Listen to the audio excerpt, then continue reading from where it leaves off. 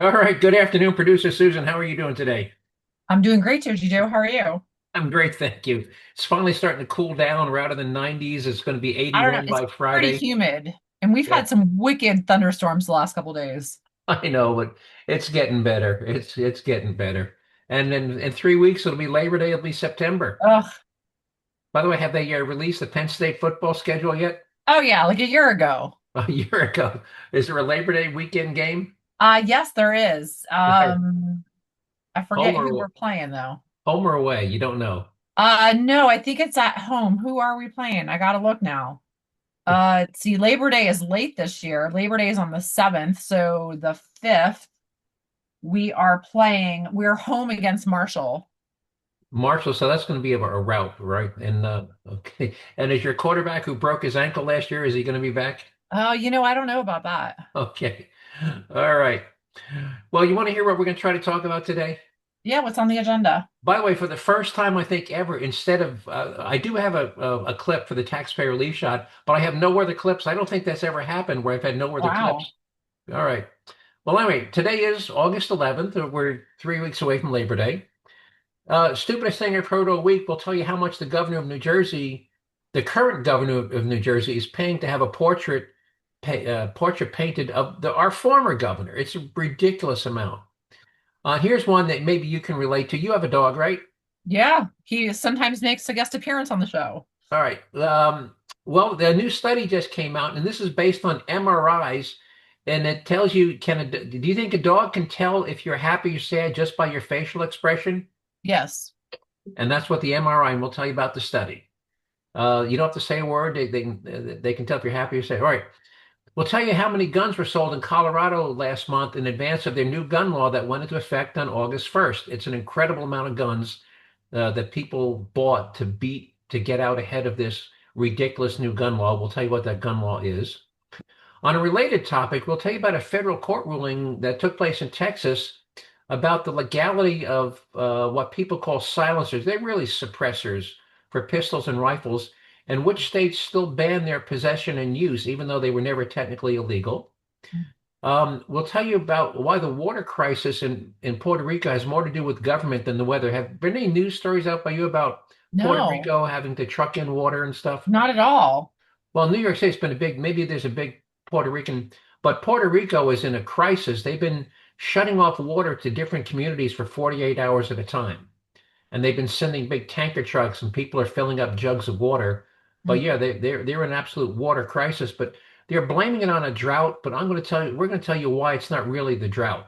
It's fall. But yeah, Puerto Rico is, for those who haven't seen on TV, it's been the kind of the lead story in the news here for the past 3 or 4 days. We'll also tell you how posting a hateful comment on Facebook um, in Canada can get you thrown in jail now. Can you imagine if you call somebody a name like you a-hole, blah, blah, blah, I hate you, can you imagine getting thrown in jail for doing that?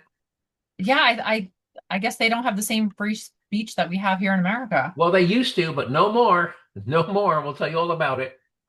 Um, we'll tell you how many illegal guns were seized in New York City in just one afternoon last month, and compare that with how not only one afternoon. We'll tell you how many so far this year, and we'll compare that with how difficult and expensive it is for law-abiding citizens to legally acquire a gun in that city. Not to carry a gun, just to acquire a gun.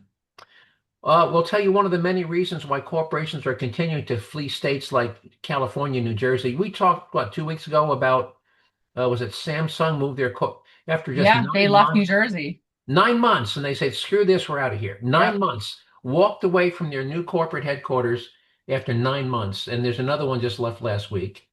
And our taxpayer lead shot this week is from Land O'Lakes, Florida, just like the butter, where a homeowner shoots and kills. He's apparently was providing shelter to a woman and her child he was sheltering from an abusive ex-husband. Well, the ex-husband showed up at this guy's house armed with a gun, and you can figure out how that worked. Yep. All right.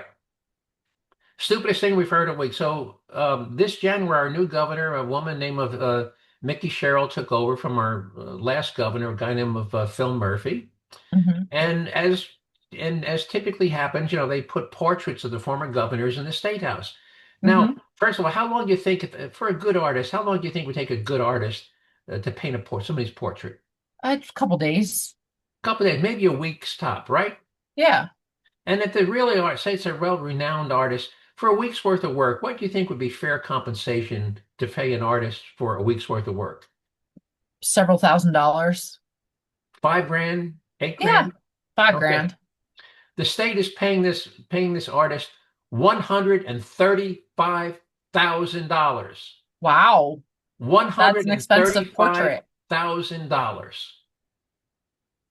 So is that the stupidest thing you've heard Yeah, all that's week? a very expensive portrait. Very expensive portrait. So, um, and by the way, that is more than triple what they've ever paid to have any other um, portrait painted. Especially since 135. there's so many talented artists out there. You Yep. could probably do it for $5,000, $10,000. Easy, easy. They'd be lining up to do it for five or Yeah. $10,000. To have their name as the one, like, I did Yeah. this. Yeah. Right. Sign the portrait of a governor. Yeah, I painted the Yeah. governor's portrait. The prestige alone in the press you would get. There'd be an Yeah. unveiling with the artist standing next to the portrait. I mean, you can't that type of publicity is priceless if you're an artist. Yeah. In fact, I could see given the amount of publicity that some artists would say, I'll do it for free if I can get in on the unveiling, if I can be, Mhm. on the stage at the unveiling. So yeah, 130. This is the same governor, by I think we talked last week, that had to balance the state budget by cutting funding to every school district in the state, but Mhm. magically found $20 million to set up a legal defense fund for illegal immigrants. Did we talk about that? Yeah. Yeah, same governor. $20 million for legal defense fund for illegal aliens and $135,000 to paint a portrait. All right. So here's one near and dear to your heart. So the question is, can your dog tell if you're happy or sad, not by your voice, but just by looking at you? Yes. Well, it turns out that many dogs can do exactly that, but it's not mind reading, it's face reading. That's a new word from a new study in the Journal of Science, in which researchers not only established dogs' ability to discern human moods by examining just facial expressions, but also pinpointed the spots in the brain where the processing takes place. They did this by scanning canine brains with functional magnetic resonant MRI imaging. And if you read the whole article, and it's in the links, and I'm sure you're going to want to read it, they actually Mhm. just showed the dog on a screen pictures of people. So there was no interaction, no movement, you know, no arm movement, no frowning. It was just pictures of happy people. And the dogs reacted to the pictures of the happy people. I'm sure you're going to want to read the article. Yeah. Okay. All right. So let's talk about what Colorado did. So Colorado, which used to be a red state when I lived there back in the early 90s, um, like Pennsylvania, you wanted a gun, you walked in the gun store, you say, yeah, I like that one. And they get right here, let me have your license. You fill out the form, the ATF form, the federal form. They run your background check, and boom, 30 minutes later, you walk out with a gun. That's how they do it in Pennsylvania, right? Yeah. Yeah. Yeah, okay. Well, the Colorado legislature earlier this year passed a law that said beginning on August 1st, if you want to buy a pistol in the state of Colorado, you first have to take a 16-hour safety course. But you can't just walk in and sign up for the course. You have to get permission from your local sheriff. You have to get a slip from your sheriff to say, yeah, it's okay if you take the course. Because if he doesn't get the permission slip, you can't sign up. But assuming your sheriff gives you a permission slip, you then take the 16-hour course, which includes 2 hours of live fire, and you can then buy a gun. Okay. Um, so, who's 16 hours, and that's got to be broken into like 4 different 4 hour sessions after work or 2 Saturdays or whatever. It's just onerous. Anyway, so last year, so that law went into effect 1st of August. Now, in July of 2025, the state did 20,000 background checks, gun purchase background checks. In this July, 12 months later, the month before the law went into effect, they did 59,500 background checks in 1 month. Wow. Okay. The most background checks occurred on July 25th, with 3,710 submitted on that single day. Single day. In July of last year, they normally didn't do more than 1,000. Once again, government has turned out to be one of the best gun salesmen around. 59,000 guns sold in a month. And who sold them? the Democrats in the Colorado legislature. All right, so let's move on to another gun-related thing.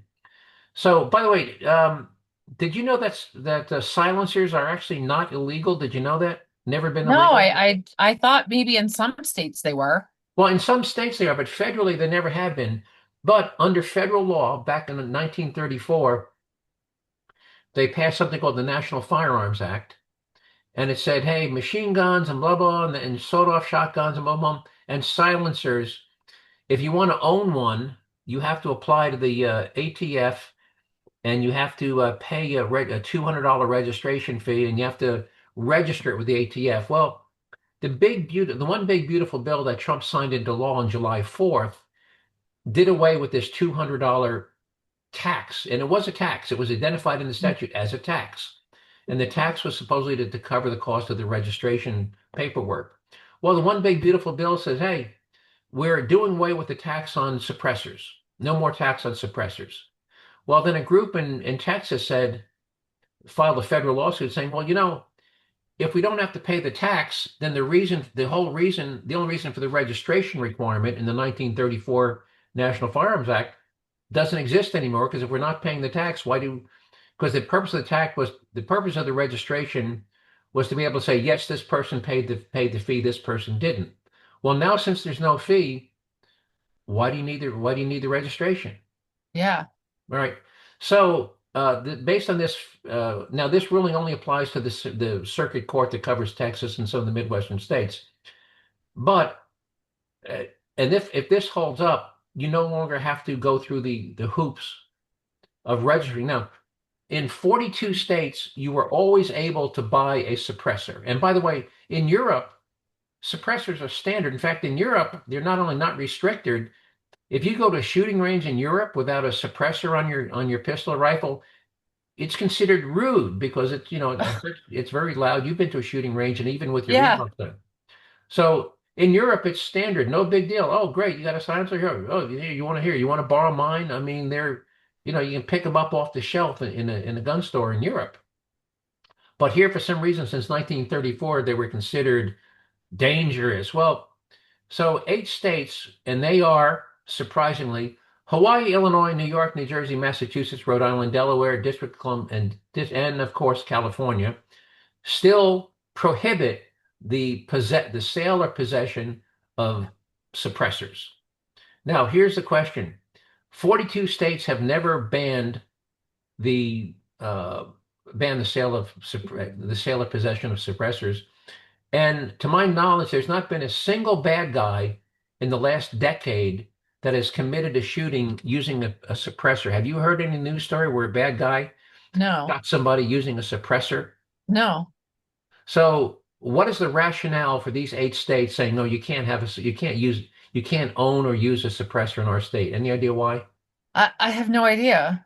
Right. And here's something: if you're a hunter and you're out and you want to take a shot at, say, one deer out of a herd, and you don't want to, and you miss, and you don't want to spook the herd, wouldn't you want to be able to take your first shot with a suppressor? That way, if you miss, Yeah. you don't spook the herd. Yeah. That's why they're very, very popular among hunters, is that you don't want to spook the whole herd, um, or any other game. So anyway, so that's the new deal, that you can now, uh, well, since last year, since July 4th, you could buy a suppressor without paying the $200 registration fee. And now the Texas ruling says, hey, you don't even have to bother doing the registration. Now, that might get appealed. We're going to see how it gets appealed. And hopefully the Supreme Court someday will tell these 8 states, knock it off. Your law, there's no rationale, and there's no proof that your law makes your state safer. So, um, anything you want to add to that before I move on? Yeah, I just don't see what does it matter if your gun is loud or quiet. It's still Right. Yeah, particularly since nobody, to my knowledge, no bad guy has ever used. It's not like in the movies where you got these assassins with silencers. It doesn't happen. And if assassin wants a silencer, by the way, they've always been able to get one or make one. Mhm. So, but there's not Well, yeah, people that's the running other around. thing. You can make them too. You can make it. You can make one, absolutely. All right. So let's move on to the Puerto Rico water crisis that you haven't heard about, but it's Yeah. been on the news every single day. Now, again, so Port it's so bad that Puerto Rico, government of Puerto Rico is shutting off water supplies to whole neighborhoods for 2 days at a time, and they're sending in these big tanker trucks, and they're blaming it on, quote, a drought. So of course they're blaming on a drought because they don't want to take responsibility. Here's a quote from BBC, British Broadcasting. Puerto Rico's water authority says about 65%. By the way, let me, before I get into this, there's two types of Caribbean islands. There's desert islands like Aruba, Bonaire, Curacao, where all you have is palm trees and sand.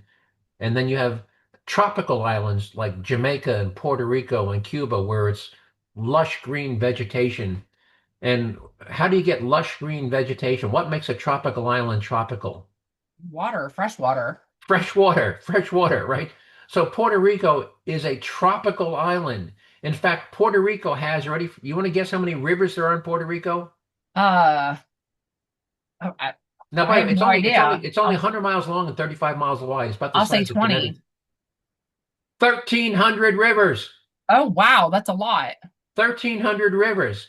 So yes, they've had a drought, and they're they haven't had the rain they normally get. But you've got 1,300 rivers. So here's a quote from BBC story. Puerto Rico's water authority says 60% of the water it produces is lost, much of it through leaks and aging pipes. And let me give you some example.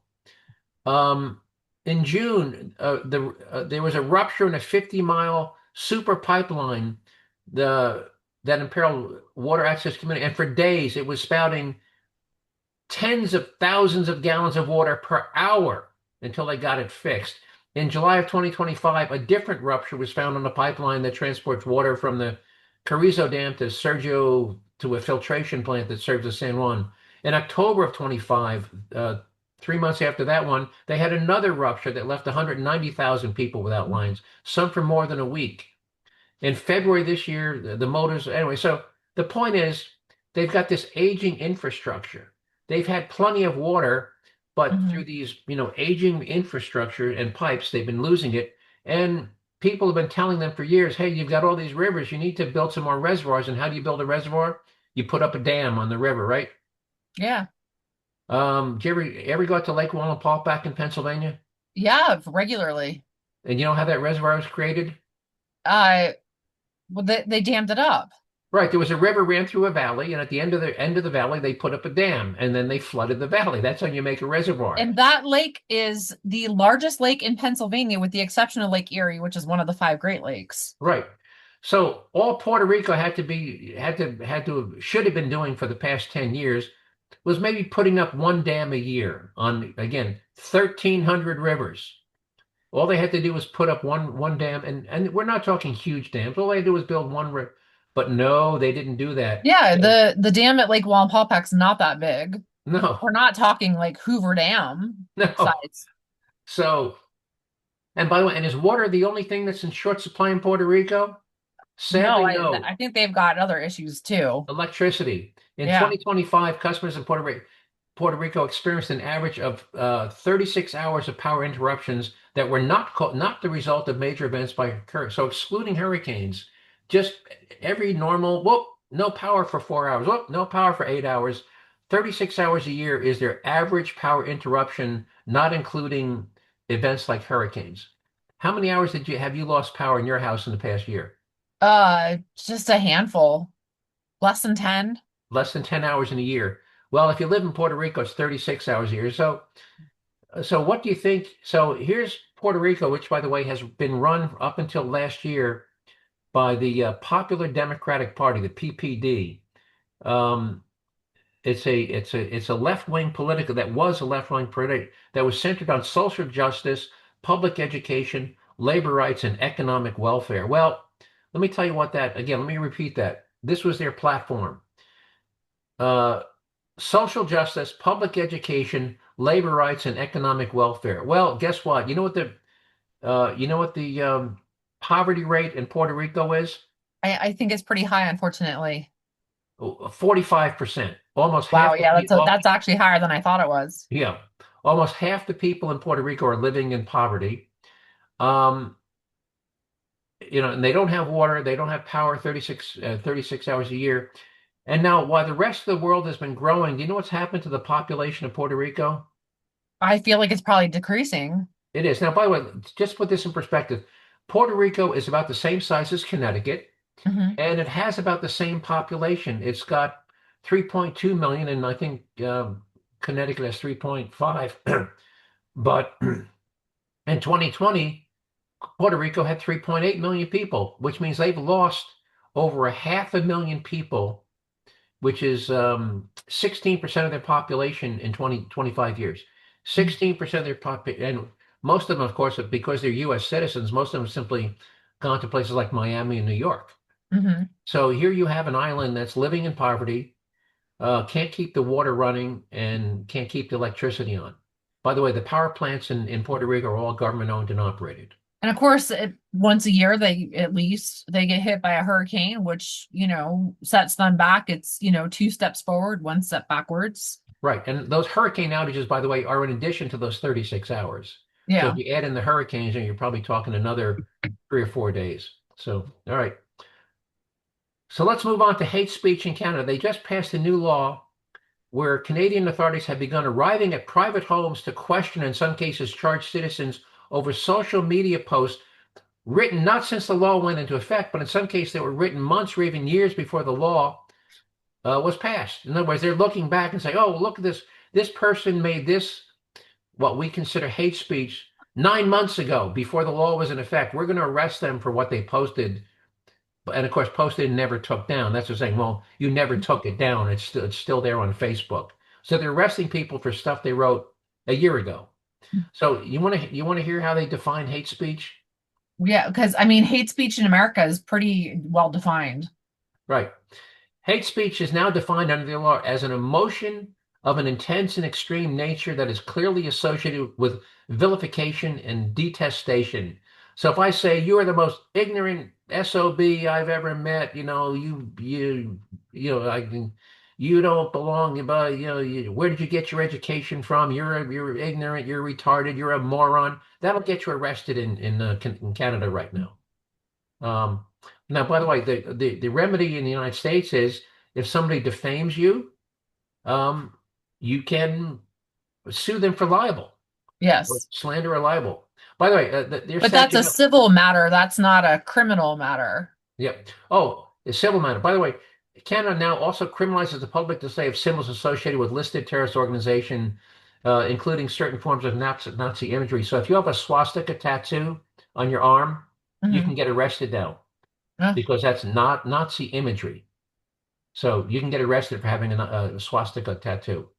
No, I think you're a moron if you walk around with a swastika on your arm, Of course. you Yeah. know, but you're a moron. But I don't think you should go to jail. But that's how life in Canada. All right, little Who humor. was How it much? that said, I don't agree with what you said, but I will defend your right to Right. say it? Well, I think that might have been Patrick Henry, or No. uh, what's her name? Oh, Uh, Elizabeth something. No. Yeah, yeah. She was paraphrasing Voltaire.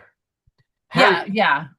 she was, yeah, Voltaire said it in French, and it was her name was Elizabeth something, and I can look, or you can look it up, but yeah, Elizabeth Oh, something. it's Voltaire. Yeah. Oh, Evelyn Beatrice Hall. 11. Yeah. Right, Evelyn Beatrice Hall Was paraphrasing quoting Voltaire. Right. Voltaire, Okay. which All right. again, I, Here's I don't agree with what you say, but I will I will defend your defend right your to say debt, it, your right to say it. Right. Exactly. which is Uh, different from the definition of hate speech in America, I'm sorry. which is different from Very, the very definition of different. what Yeah. hate speech is in America Yeah. under a criminal act of hate speech in America. Yeah. Hey, how much time we got?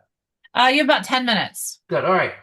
So there's have you seen the electronic billboards in Manhattan, in Times Square, where they, Oh, tell you, yeah. yeah, they can change it and then it Yeah. scrolls around, it wraps around the corner of a Yeah. building.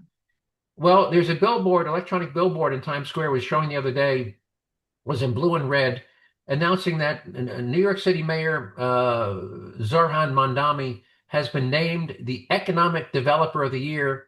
You know who named him the Economic Developer of the Year? The Democratic Party. The Florida Chamber of Commerce. Wait, but he's the mayor of New York. I know, but he's been driving businesses and people down to Florida. So the Florida Chamber of Commerce, Oh, I get it. Okay, so Florida, and yeah. they're Okay. paid, and they're running a billboard in Times Square, congratulating New York City Mayor Zoran Mamdani Because for he's winning driving everybody this out of year's New York award as City. the Economic Developer of the Year for the state of Florida. Yeah, All that's funny. right. Now let's talk about New York City gun seizures. Now, I saw this, they had the Dominican Day parade in the Bronx last month, and in that one afternoon, New York City officers seized 16 illegal guns just from the people participating in the trade, including, by the way, an AK-47 with the buttstock sawed off. Some guy had an AK-47 as a concealed weapon. Wow. So That's a so far pretty this big weapon to conceal. yeah, but no, he had a sawed off AK-47. Um, so that's just one afternoon at one parade. All right. So and so far this year, this was on the news this evening.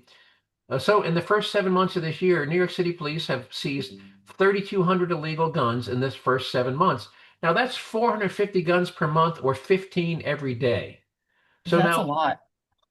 so here's my question. So given the prevalence and apparent ease by which residents of that city can apparently obtain an illegal gun, why does the city of New York make it so difficult for residents to legally purchase and own a gun? What is it they think they're trying to accomplish in terms of safety? I mean, laws only, only are only for law-abiding citizens. Right. I mean, if you're seizing, and that's not all, but if they're seizing 15 a day, what difference does it make if three legal citizens, buy a gun? Yeah.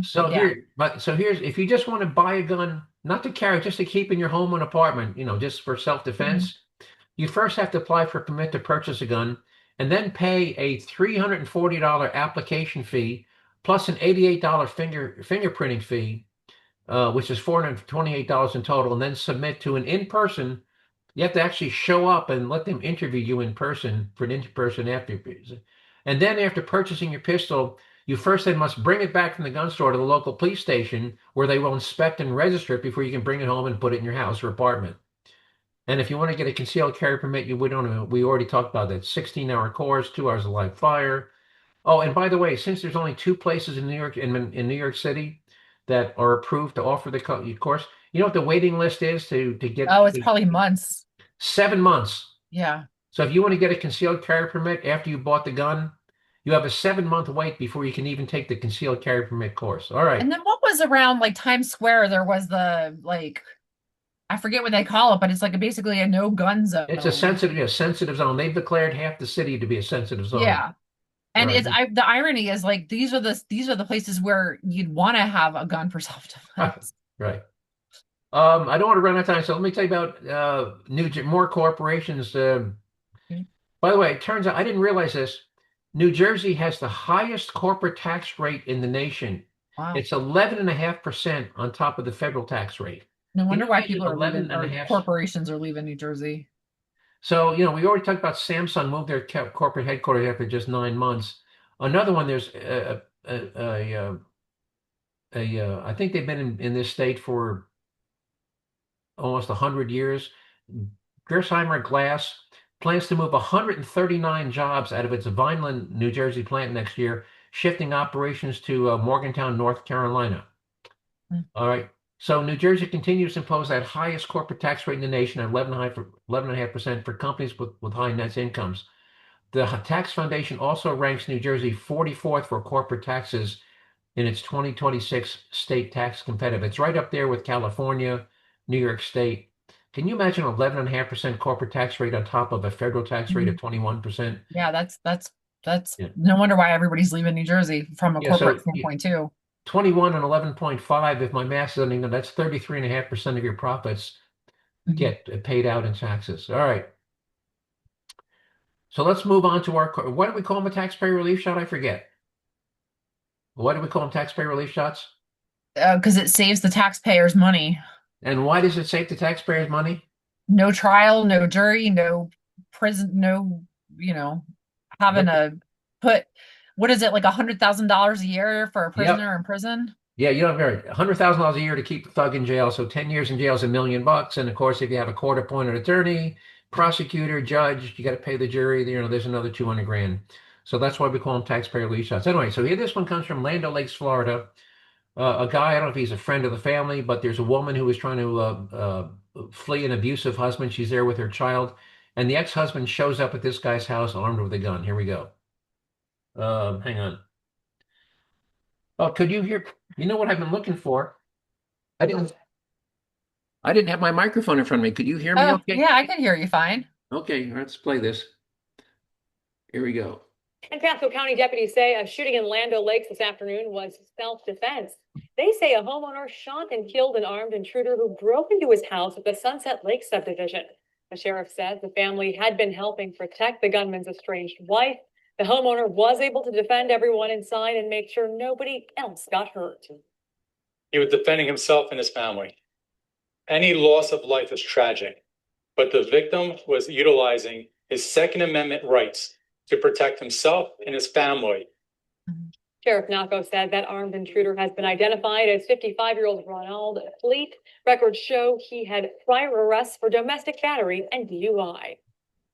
And that was the sheriff, by the way, talking about your Second Amendment rights, and he did what he had to do. So, Yeah. All right. Anything you want And to that's add? Florida. And as we hear from Florida, most of the sheriffs in Florida, 1000% Yeah. appreciate Right, and they the urge you citizens to protecting themselves. yeah, they urge you to take responsibility because when Yeah. again when seconds count, the police are minutes away. They always tell you you are your own first responder. And Land O'Lakes a little bit of a pseudo rural as far as Florida goes. Yeah, it's not Miami, it's not Orlando, it's not Jacksonville. Yeah. All right, all right. Anything you want to add before we sign off? Nope.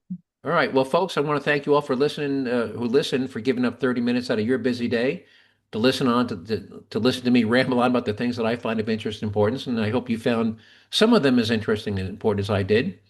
If you want to see some of the materials and story links you heard me talk about today, give producer Susan a couple of days and she'll have them up on the Jerzee Joe website at jerziejoe.com. Just remember you have to spell Jersey, J-E-R, as in Robert, Z as in zebra, E-E, Jerzee, jerseyjoe.com with no space. And if you'd like me to send one to you directly, if you'd like to get on the distribution list, or if you've got a question or a topic you'd like me to cover in our next podcast, just send me an email to joe at jerzeyjoe.com. Just remember to spell Jersey with an R, a Z, and two E's. And with that, producer Susan, unless you've got nothing else, I'll sign off and talk to you next week. You good? All right, Jerzee Joe. Take care. Bye-bye.